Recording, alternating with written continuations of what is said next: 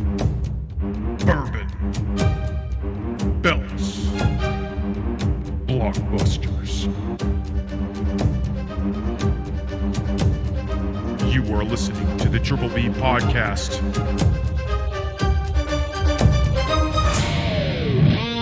Let's fucking go.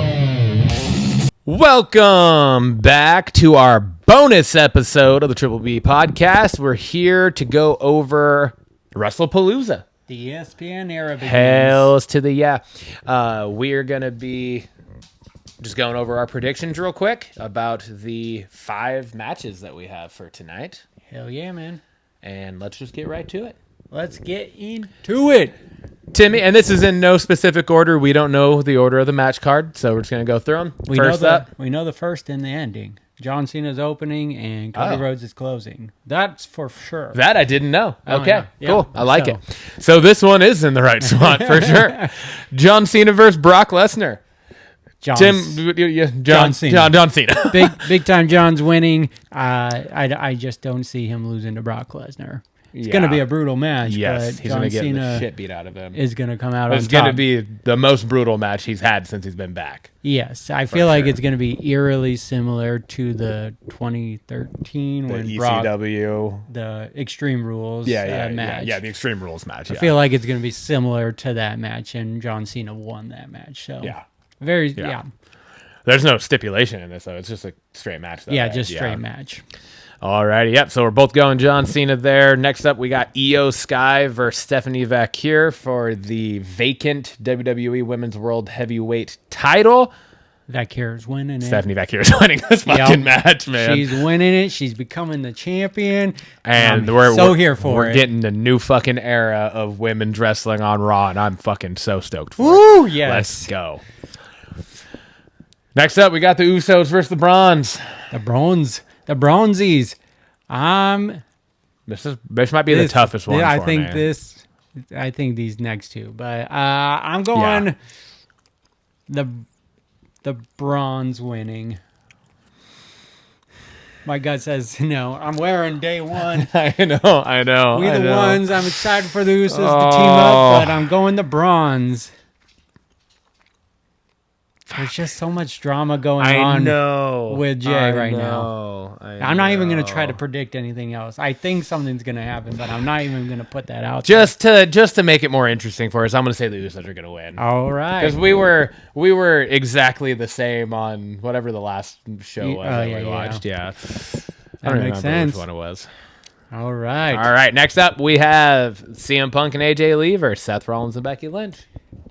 Punk and AJ Lee. You can't have AJ Lee lose her first match back in a decade. I swear to God, if they do. I know. And if they do, it needs to be in a very creative, real, some fucking ass fuckery sort of way from the heels. Like, there's got to be some fucking... That was the only way I feel like I'd be good with them taking an L here. Would be a very creative, just... fucky way to do it. Yeah. 100% agree. But yeah, I'm going Punk and AJ Lee for sure. Yup. And finally, we got Cody Rhodes versus the Drew. The old McIntyre. Call me crazy. I want Drew to win. I do. I want Drew to be the man. I do too. But I think Cody Rhodes wins it. I know. I think Cody's retaining too. I do want Drew to win because I think it would just... That would bring, again, it would just be a whole new kind of era of champion and bring new matches and stuff to the forefront for that title on SmackDown. Yeah. And especially like before I was all for Cody, and then after this last fucking the 5 weeks or whatever, I'm just over him. I'm like annoyed by him now to a point. Like I'm sure it's not going to be like a lingering thing, but I'm just like, he hasn't been here. He still hasn't acknowledged the fact that he's the champion. Hey, he brought the title. He brought it out and put it on the title. When he came out last week, and he said that we'll see at WrestlePalooza, which I fucking hated the way he said it. But he's always yelling. Yeah. But they didn't even announce that it was for the title then. Yeah. Like, it wasn't like he said, I'm defending the championship. It's got to be a title match. Nothing. It was just, I was like, oh, it's a title match. all of a sudden. Okay. Yeah. Not just a grudge match, it's a title match. Yeah. 100%. All right. Well, that gives us at least one that we're off on, which is what my goal was by picking the and Usos. Braun, so, well, we get the ESPN era. Yep. Starts right now. It starts right now. We'll be back for the post-show follow-up.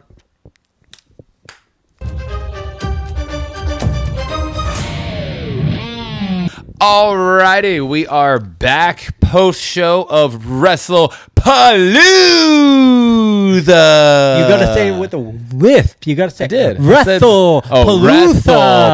WrestlePalooza. I said Palooza. Yeah, I just didn't say Wrestle. We're here talking about the results of the show, talk about our predictions, and just overall thoughts, and give it our old 3 bells rating. Hell yeah, man. Let's Kicking get right it off. Boy, we started with a bit of a doozer. Yeah, we did. Yeah. Got Brock Lesnar versus John Cena.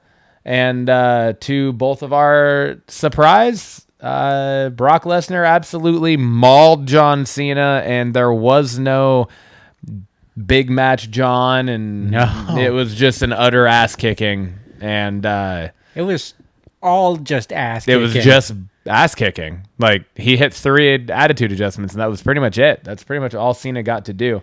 And other than that, he just got his ass kicked and then ended up just getting pinned after 6 straight F5s. That was a ton of F5s. It was just, yeah. He didn't skip a beat. He's been gone for, what you said, 2 years, and comes in and completely dominates it. Yeah. That went against what both of us thought. Everything that we thought was going to happen. So, I mean, kudos to them for keeping us on our toes. It worked. It happened. Definitely worked. We're both 0-1 now. Both 0-1 to start it off. Bringing it up next, we had the Usos versus the Brawns. With a surprise guest referee. Yeah. We got LA Knight. LA Knight being the surprise guest referee, which essentially ended up turning this into a surprise no disqualification match. Because he was just like, fuck it, do what you guys want to do. I'm not calling the DQ on this. I'm going to let you guys finish it. And that eventually ended up not in the Usos' favor, and the Bronze and the Vision ended up taking the win there. So I'm now 0-2, and Tim, you are 1-1. Yes, I am. The match ended up being a lot more fun than I thought it was going to be. I thought it was going to be a decent match. You got the Usos and the up-and-coming, but it's been a match we kind of been seeing a lot. Yeah. Like different variations of it. But I think the fact that it ended up kind of inadvertently being turned into a match with a stipulation was... It's good for it. Yeah, it's what it was definitely needed. good for it. It needed that extra layer, I think, and I think it produced. I think it did a. It was a cool entrance for the Usos, and it was just nice to see them come out together. The Bronze had their leather jackets with the spikes. With the spikes on the shoulders, and the Vision, the new Vision logo on the back was dope. I thought the black and gold. I like that. Yeah, man. So. All right. I'm 0-2. You're 1-1. Moving on to the third match of the night. And it was Io Sky versus Stephanie Vaquer for the WWE Women's World Heavyweight Championship.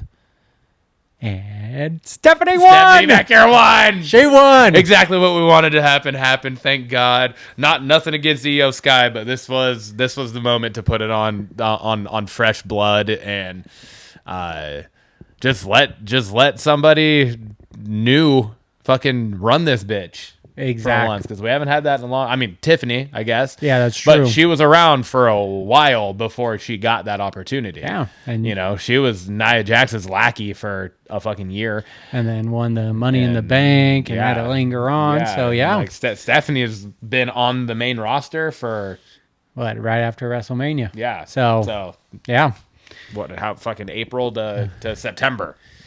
So, and it's well deserved. The crowd is so behind her and everything. The match was killer. It was, and there was no interference. Third time the charm. They didn't. They got to cook in this match, and boy did they! It was an awesome match. It was such a good match. That had finisher. You on your toes, and that fucking finish was so clean. It was so clean. It was so good. I love how you said, like, I don't even know how she can turn like that. Because hitting like the Whisper in the Wind, or even like, what was it, John Morrison's like twisty the Starship splash. Like, for some reason, like, those looked like they made sense. This one, it was like she like jumped like she was kind of starting to do like a Whisper in the Wind type thing, but then she essentially just did like an aerial in the air while twisting. I don't know. It was crazy. It was super cool. I really enjoyed it. Stephanie Becker is our new women's world champ, and new blood with the title. New match is in the horizon. I love it. I got on the board here with this did. one. So I'm 1-2. You're now 2-1, or 2-1. And yeah. Hell yeah. That brings us on to the fourth match of the night. Yeah. CM Punk and AJ Lee against Becky Lynch and Seth freaking Rollins. Boy. What a cool presentation! That just the entrances alone. Yeah, the Becky and Seth's entrance was fucking dope. They were Pop-Tarts? Like way up on the Pop-Tarts, but they were way up on the pedestals. Yeah, and then it lowers. They're dressed exactly the same with the same like opening or the entrance gowns. Yes, their color scheme tonight did make them look slightly like a wild berry Pop-Tart, which was hilarious because I called that out as we were watching it, and then it was like 10 minutes later during the match, and you just happened to stumble across a meme that literally had them and a wild berry Pop-Tart. So I'm glad I wasn't alone in that thought process. What a fucking good match though, man. Like, for a mixed tag match, those are usually like not typically like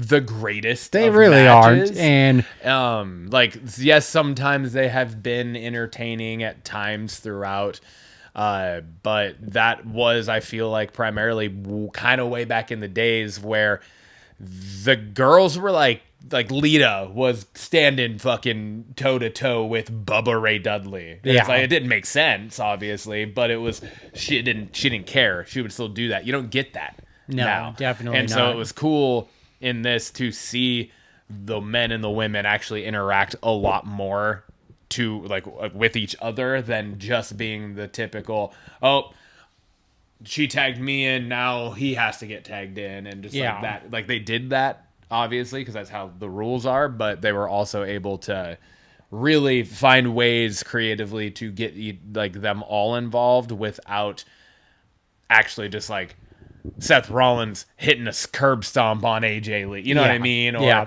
Or Seth actually doing a Punk doing a GTS to Becky or anything like that. So, super entertaining match. For sure. And this match, it had the storyline going into it. And I think that's what severely lacks in any of these. Especially when it's like significant others. I know there hasn't been like a plethora of them, but it just feels like storyline's missing.